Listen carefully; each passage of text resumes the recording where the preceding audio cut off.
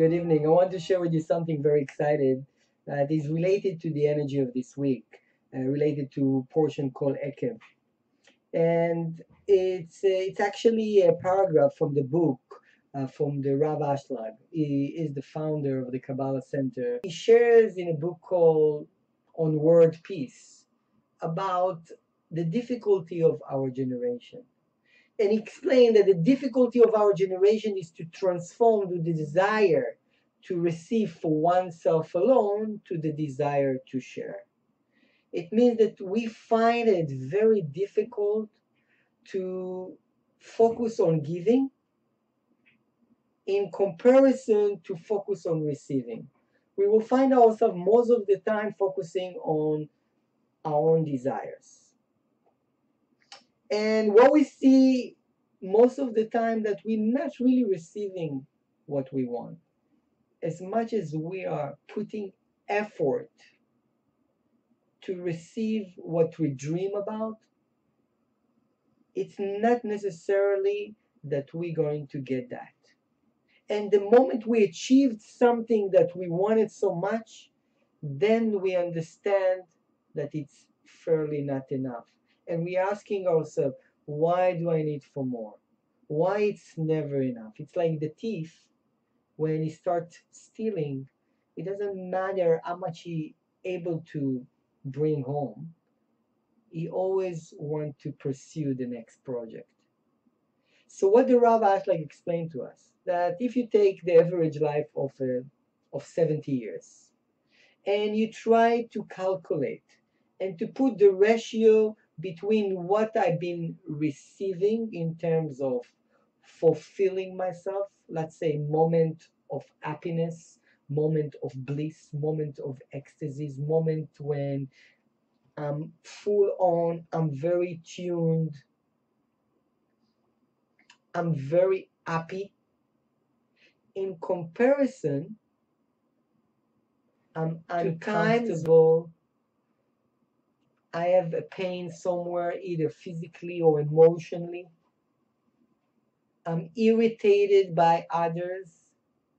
Like when you're going to this amazing vacation and it's like your dream vacation. Everything is supposed to be perfect. You put on a fortune over it. And when you get there, the mattress is not comfortable. So you think, oh, the mattress is not comfortable. And the waiter is not serving you well and is not putting any attention to you. And it's kind of, sabotaging all this big plan of vacation that I dream about. And I'm coming with this bitter feeling. So the question is, how much bitterness do we feel over our years in comparison to complete happiness moment? When we break it down to the moment. And the Rav Ashlag revealed to us something which is mind-blowing.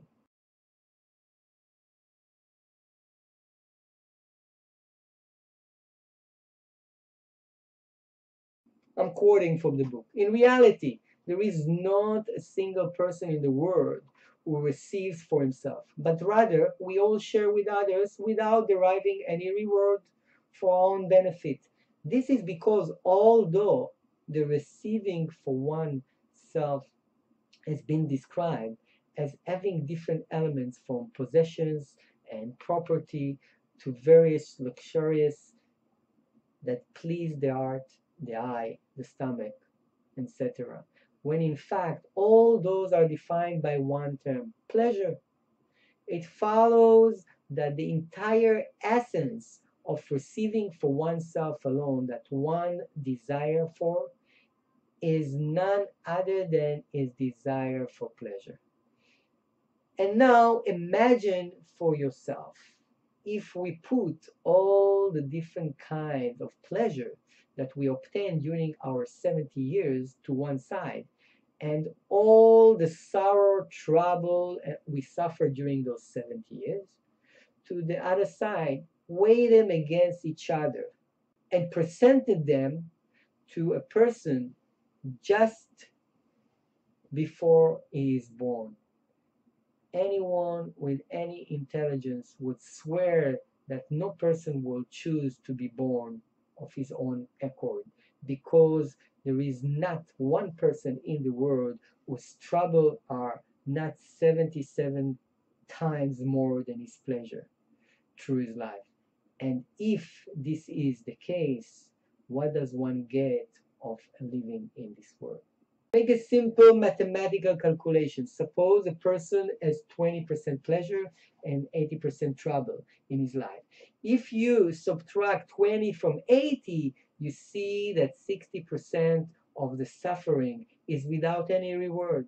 So from here, you can measure the actual amount of receiving, which is actually available for that person. In those 60% of suffering that remained without any positive return are considered to be a deficit only to that person. Still, if we do a generally worldly calculation, here for the first time, we realize that a person produces, the average human being is experiencing an enjoyment. 80% moment of bitterness, of pain, of difficulties, versus 20% of moment of happiness and bliss.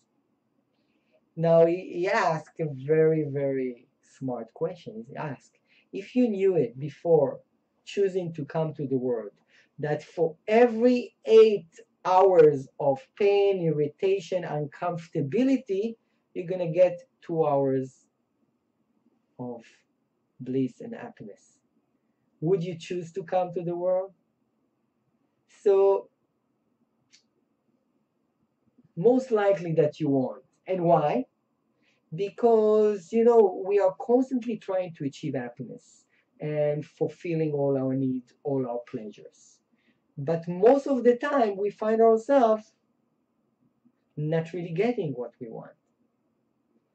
But the Rav Ashlag saying something very, very nice. He say, since we meant to come here to be givers and not really to be receivers, the cosmos is actually forcing us to be giver by all means. Because if you take the 8 hours of pain minus the 2 hours of bliss, you will get 6 hours. 6 hours that you've been actually not getting what you want. It means that you've been spending energy. It means that you had to do something which calls sharing, not according to your will. It's like the cosmos forced you to give out. The cosmos forced you to sacrifice. It's amazing, amazing understanding that no matter what we're going to do in this world, we're meant to be givers. So the moment we are changing and educating our mind to be more of a giver, most likely that we're going to start enjoying it more.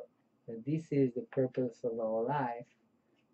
We're most likely going to enjoy much more than the 20% average person in this world. I wish you all the best.